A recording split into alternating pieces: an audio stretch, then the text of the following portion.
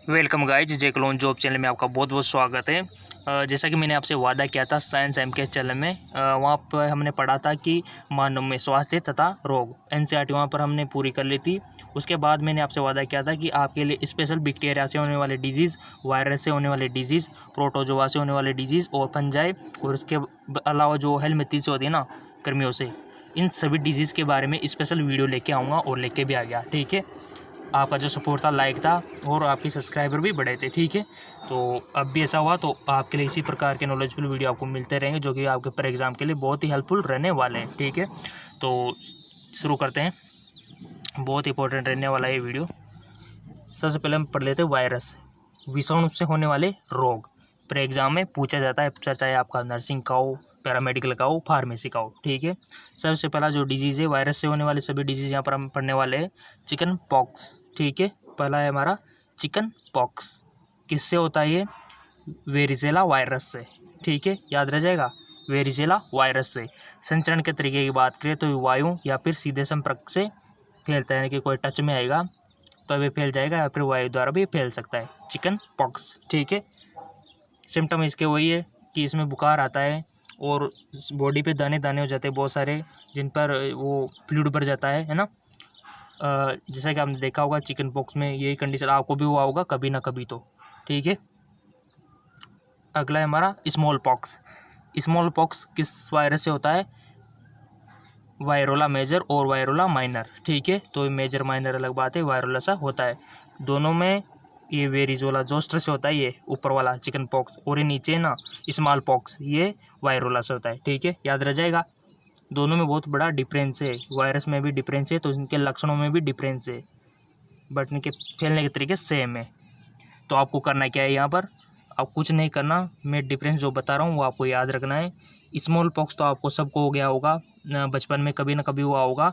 बुखार आता है और बॉडी पे, जिसको छोटी माता बोलते हैं ना कि इसको माता निकल रही है, तो वही होता है स्मॉल पॉक्स। और उसमें आपकी जो बॉडी पर है दाने निकलते हैं और उसमें फ्लूइड भरा होता है और पपड़ी सी बन जाती है जब वो रिकवर होने लगते हैं वापस। और जब वो पपड़ी हटती है तो वहाँ पर खड्डा सा बन जाता है।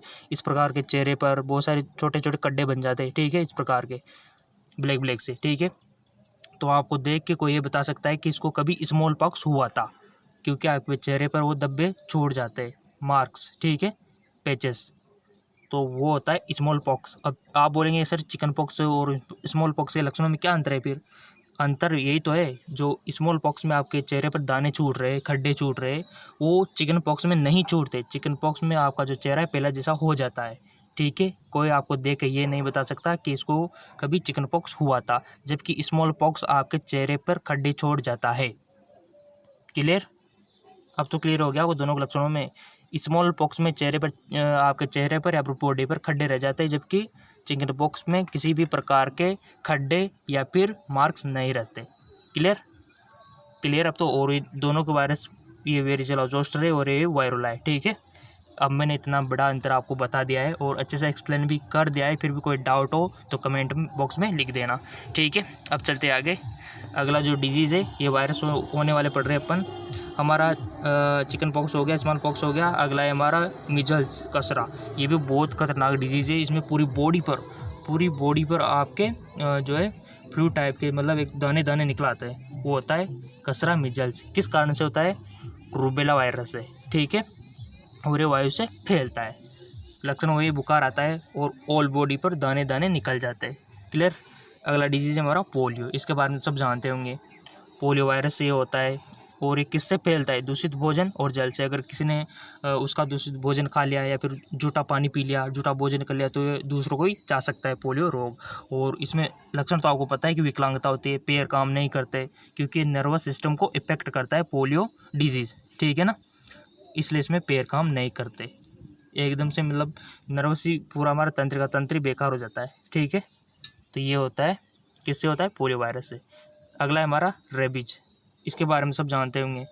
रेबीज का जो पेशेंट होता है उसमें जो उसको पानी से डर लगता है और उसको खाने पीने, मतलब एक प्रकार से कुत्ते जैसे हरकत हो जाती है उसकी, और लार निकालता रहता है और वह भी चीज़ें उसके, मतलब पानी उतरता नहीं है एक प्रकार से। पानी वो पीने की कोशिश करता है बट उसका पानी अंदर जाता नहीं है। ये रेबीज के लक्षण है और ये रेबीज वायरस से ये रोग होता है। ठीक है, अब ये किन वजह से होता है, ये वायरस कहाँ से आता है, तो ये कुत्ते से आता है, बंदरों से आता है ना। ये कुछ जानवर है जिनसे रेबीज वायरस आपके बॉडी में जाता है।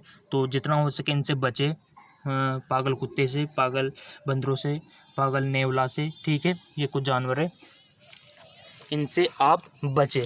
ठीक है, तो ये रेबीज के हमने लक्षण पढ़ लिए, एक किन कारण से होता है और ये डिजीज़ का नाम हो गया। ठीक, करेक्ट। अब चलते आगे, अगला है हमारा हेपाटाइटिस। हेपाटाइटिस बी वायरस से हेपाटाइटिस रोग होता है और ये जो फैलता है ये दूषित जल से फैलता है। ठीक है स्टूडेंट, क्लियर, यहाँ तक क्लियर है आपका। और ये किसको इफेक्ट करता है, लीवर को इफेक्ट करता है। ठीक है, लीवर को। हेपाटाइटिस से समझ गए होंगे आप। ये सारी चीज़ें आपको रखनी है याद, तो कि आपके जो अच्छे मैं तो चाहता हूँ कि आपका सिलेक्शन हो जाए बस। आप हमारे चैनल पर आए हो तो कुछ तो मिले ना आपको। डेंगू, अब डेंगू तो बरसात का सीज़न आने वाला है, सबने सुना है डेंगू, मलेरिया, चिकनगुनिया ना, तो सब जानते हैं किससे होता है, डेंगू वायरस से।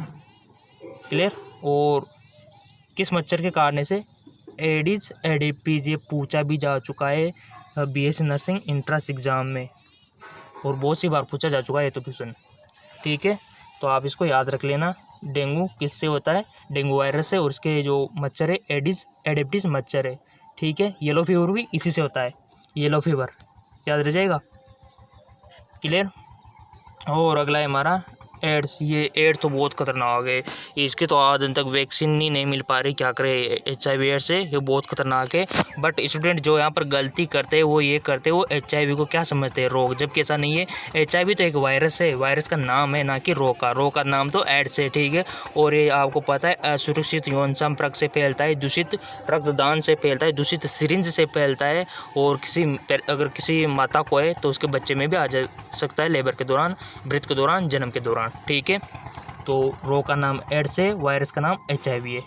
ठीक है, क्लियर। और ये किन वजह से होता है आपको पता है, अनप्रोटेक्टेड सेक्स और दूषित रक्तदान से। क्लियर। और डेंगू हमने पढ़ लिया। अब ये तो हमारा वायरस का कंप्लीट हो गया। इसमें कोई भी बात समझ में नहीं आई हो तो आप बता सकते हो, चिकन पॉक्स को लेकर, स्मॉल पॉक्स को लेकर, कसरा को लेकर, पोलियोज को लेकर, रेबीज़ को लेकर, हेपाटाइटिस को लेकर, डेंगू को लेकर, एड्स को लेकर, इन सभी के वजह कोज जो है, इन सभी के कोज यहाँ पर दिए हुए हैं, ये सारी इसके कोज है और ये किन किन वजह से फैलता है, और इसके जो विवरण था मैंने बता दिया इनके बारे में।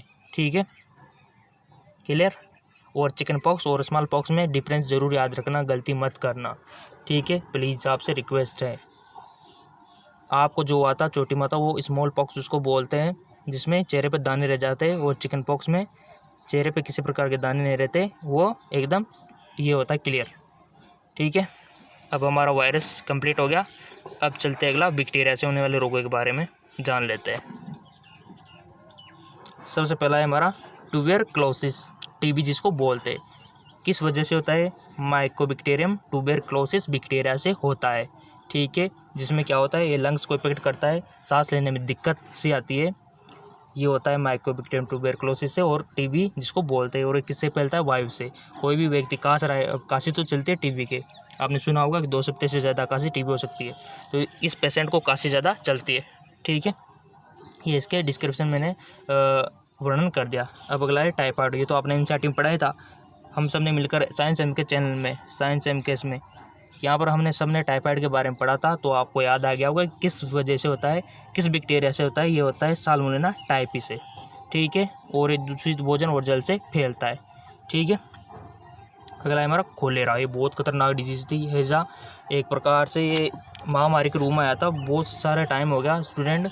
हैजा बहुत खतरनाक डिजीज़ थी, क्योंकि उस टाइम पे वैक्सीन नहीं था, कोई इसका उपचार नहीं था। ठीक है, तो विब्रियो खोलेरी नामक बैक्टीरिया से होता है ये। इलाज तो है ही सही, क्योंकि बैक्टीरिया से होता है दूषित भोजन और जल। जैसे कि आपको पता है कि आजकल शौच के लिए बहुत सारे रिवर्स नदियों में जाते हैं, वहाँ पर इसके थ्रू ये फैल जाता है। ठीक है, विब्रियो खोलेरी, यही वजह है इनके फैलने की। और इसमें सिम्टम आपको बता दूं क्या होता है इसमें, याद रखना, उल्टी और दस्त, यानी कि ये 2 खतरनाक चीज़ें इस पेशेंट में देखी जाती है। अनकंट्रोल वोमिटिंग करता है, अनकंट्रोल उसको डायरिया होता है, दस्त बार बार जाता है पानी जैसा। ठीक है, ये इसके खास बात है हैजे की, विब्रियो खोलेरी से होता है। ठीक है, अगला है हमारा डिप्थीरिया। अभी इसका वजह क्या है होने की, कॉर्निबैक्टीरियम डिप्थीरियाई, और ये किससे फैलता है, वायु और सीधे संपर्क द्वारा। अब इसके लक्षण क्या है, इसके लक्षण में आपने देखा होगा मुंह में एक झिल्ली सी बन जाती है डिप्थीरिया में, झिल्ली टाइप की संरचना, उससे निगलने में खाने में दिक्कत आती है, तो ये होता है डिप्थीरिया। ठीक है, अगला है हमारा लेप्रोसी यानी कि कुष्ठ रोग। अब आपने देखा होगा कुष्ठ रोग का एमडीटी से इलाज हो सकता है, तो वो एमडीटी मेडिसिन है। ठीक है, माइकोबैक्टीरियम लेप्राई की बैक्टीरिया से ये होता है। ठीक है, और ये किससे फैलता है, संपर्क में आने से फैलता है। क्लियर, बैक्टीरिया इतना हार्ड नहीं है। अगला है हमारा काली कासी वूफिंग कफ, किस वजह से फैलता है, बोर्डेटेला पर्टुसिस, और ये किससे संपर्क, सीधे संपर्क वायु से फैलता है। ठीक है, ये चीज़ें आपको याद रखनी है, कौन सी चीज़ें वायु के संपर्क से, कौन सी चीज़ें दूषित जल से, कौन सी दूषित भोजन से। ठीक है, क्लियर। अब यहाँ कोई डाउट हो बैक्टीरिया को लेकर तो आप कमेंट कर सकते हो, आपके हर कमेंट का जवाब आपको मिलेगा। ठीक है, बैक्टीरिया वाला क्लियर हो गया। अब चलते आगे, प्रोटोजोआ आ गया। प्रोटोजोआ सिलेक्शन 100% होगा आपका, मैं बोल रहा हूँ ना। जेक्लोन जॉब चैनल पे आ गए तो 100%, और साइंस टाइम के चैनल पे मैं एनसीईआरटी को पढ़ा रहा हूँ आपके लिए, इतना कुछ कर रहा हूँ, लेकिन आप लाइक सब्सक्राइब करते नहीं हो, तो कर दिया करो यार, आपका फ़ायदा है। ठीक है, प्रोटोजोआ, तो प्रोटोजोआ से होने वाले रोग, सबसे पहला मलेरिया ज्वर, किस रोगाणु से होता है, प्लाज्मोडियम से। क्लियर। संचरण के तरीके आपको पता है कि मादा एनाफ्लीज मच्छर इसको संचरित करता है। अगला ये रहा अमीबिक डिसेंट्री, और ये किस रोगाणु से होता है, एंट अमीबा स्टोलाइटिका, दूषित जल एवं भोजन। ठीक। अगला है हमारा लिस्मानियासिस, काला आजार जिसको बोलते हैं, लिस्मानिया रोगाणु से प्रोटोजोआ से ये होता है, और इसका वाहक कौन है, सैंड फ्लाई इसको ट्रांसमिट करती है, ये वेक्टर का काम यहाँ पर कर रही है। ठीक है, अब आप बोलेंगे सर लक्षण तो मलेरिया का आपको खुद को पता है कि बुखार आता है, सर्दी लगती है, कंपकंपी होती है, सिर दर्द करता है, ये इसके लक्षण है। अमीबिक डिसेंट्री में आप पता है वो डायरिया।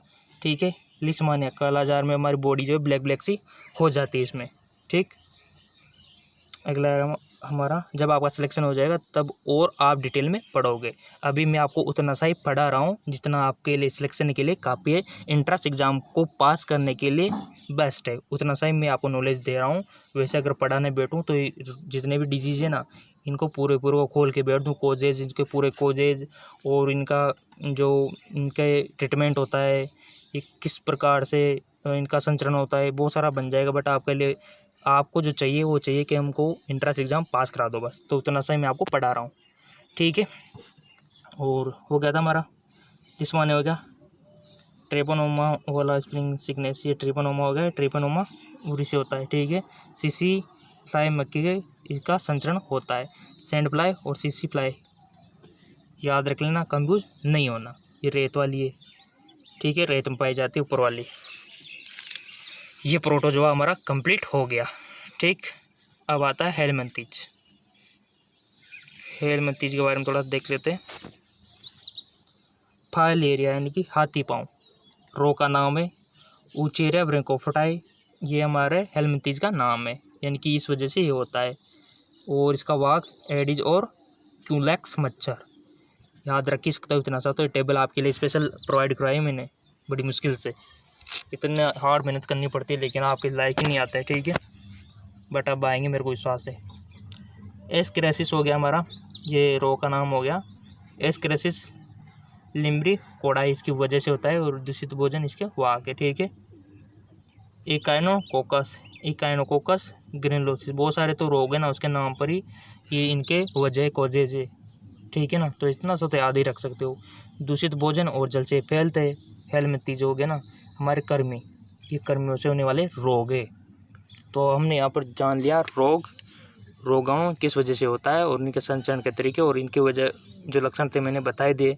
इसके बाद आता है यौन संचरित रोग, सेक्सुअल ट्रांसमिट डिजीज, जैसे कि डिजीज़ के बारे में आपने पढ़ा होगा, एड्स हो गया, बीमारी का कोई भी कारण यहाँ पर दिया हुआ है, सिफिलिस हो गया, गोनोरिया हो गया। स्टूडेंट मैंने ऊपर पढ़ा है, उनका स्क्रीनशॉट ले लीजिए प्लीज़। अभी तो बहुत सारा पढ़ाना है आपको, आप एग्ज़ाम आने वाले हैं बहुत सारे। मैं सोच रहा हूँ आपका सिलेबस कंप्लीट हो जाए, जो मैंने आपसे शेयर करना चाहता हूँ फटाफट से कर दूँ, ठीक है। और अगर आप इस चैनल पर नए आए हो ना तो सब्सक्राइब कर लो, इससे आपको क्या होगा, नर्सिंग और जो पैरामेडिकल और फार्मेसी के प्री एग्ज़ाम है उनकी प्रिपरेशन अच्छे से होगी, और उनके एग्ज़ाम फॉर्म कब भरे जाएंगे सारी इन्फॉर्मेशन आपको इन्हीं चैनल पर अवेलेबल हो जाएगी, ठीक है। साइंस एम के चैनल पर मैं NCERT पढ़ा रहा हूँ। असंचित रोग ये वो रोग है जो फैलते नहीं है, ठीक है। जैसे कि मधुमेह हो गया, ये एक व्यक्ति में रहता है। जैसे कि शाम को अगर डायबिटीज है तो शाम तक ही स्थायी है, वो दूसरे राउंड में नहीं जाएगा, ठीक है। ऑस्टियोपोरोसिस हो गया, ये भी संचरित नहीं होता। कैंसर हो गया, ये भी संचरित नहीं होता, नॉन कम्युनिकेबल है। गाइटर हो गया, ठीक है ना, क्योंकि इनकी वजह क्या है, इनकी वजह या तो ग्लैंड्स में हार्मोन्स में प्रॉब्लम है। जैसे कि आपको मधुमेह के बारे में पता है कि पेनक्रियाज में डिस्टर्बेंस हो रही है, या तो ये ख़राब हो रही है, या फिर इंसुलिन का सिक्रेशन नहीं कर रही, तो ये फैलने वाला रोग नहीं है, क्योंकि बैक्टीरिया वायरस से नहीं हो रहे, इसलिए नहीं फैल रहे, ठीक है। कैंसर भी अनकंट्रोल सेल डिवीजन से हो रहा है, कोई बैक्टीरिया वायरस इसको नहीं कर रहा, ठीक। और ये ऑस्टियोपोरोसिस आपको पता ही है कि इसमें सेल्फ इम्यून वाला है, ठीक है, यानी कि खुद की इम्यूनिटी पर ही पहचान नहीं कर पा रही इसमें सेल्स। गाइटर आपको पता है कि आयोडीन की कमी से हो गया, तो ये कुछ डिजीज़ है जो फैलते नहीं है। एलर्जी भी नहीं फैलती है, ये आपको याद रखना है। ये एक ही व्यक्ति तक स्टेबल है, दूसरे व्यक्ति में नहीं जाते, चाहे कुछ भी कर लो, ये एक ही व्यक्ति तक रहते हैं, ठीक है। तो ये हमने पढ़ लिया। अब बताइए आपको क्या दिक्कत है, कहाँ दिक्कत है। ये इतनी सारी चीज़ें मैंने आपको बता दी, ये कर्मियों से होने वाले रोग, और ये प्रोटोजोआ से होने वाले रोग, और ये जीवाणु से होने वाले रोग, इनका स्क्रीनशॉट आप ले सकते हो, और ये वायरस से होने वाले रोग। अब कैसा लगा आपको वीडियो, लाइक करके बता दीजिए। जितने सारे लाइक आएंगे नेक्स्ट वीडियो उससे भी बेटर आपको मिलेगा, ठीक है। और आपका एंट्रेंस एग्जाम क्रैक हो जाएगा ईजिली, पता भी नहीं चलेगा कैसे हुआ, ठीक है। जिसने NCERT का वीडियो नहीं देखा है, मैं आपको रिकमेंड करूँगा, नीचे डिस्क्रिप्शन लिंक दिया हुआ है, प्लीज़ उसको देख लीजिए और अच्छे से आपको समझ में आएगा, ठीक है। तो डिस्क्रिप्शन में जाइए, वहाँ लिंक दिया हुआ है।